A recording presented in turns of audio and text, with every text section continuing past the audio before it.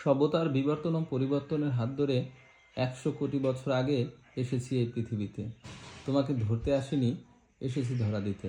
মানুষের সেই শত বছরের চেতনা, চিন্তা, সেই চিন্তা চেতনা থেকেই ভবিষ্যতে বড় কিছু করার পরিকল্পনা থাকে। সেই পরিকল্পনা বাস্তবায়িত করতে না করতেই একটা সময় তাকে এই পৃথিবী থেকে অন্তিম পর্যায়ে চলে যেতে হয়। এটাই যে জীবন। তারপর কি মানুষ এত কিছু করার জন্য থেমে আছে? অবশ্যই থেমে নেই, থেমে থাকবে না। নদী বহমান, সেই বহমান নদীর মতোই চলছে মানুষের জীবন। প্রতিনিয়ত এরকম হচ্ছে, হবে, তারপর পৃথিবী গড়িয়ে আসবে, নতুন মানুষ আসবে, নতুন সব কিছু আসবে। শুধু থাকবে মানুষের পথ চলা সেই স্মৃতিগুলা, যেগুলা কখনোই মানুষ ভুলবে না, যেগুলো মানুষের হৃদয়ে স্পটে দাগ কাটবে। এজন্যই বলা হয় যে man lives in death but not in years.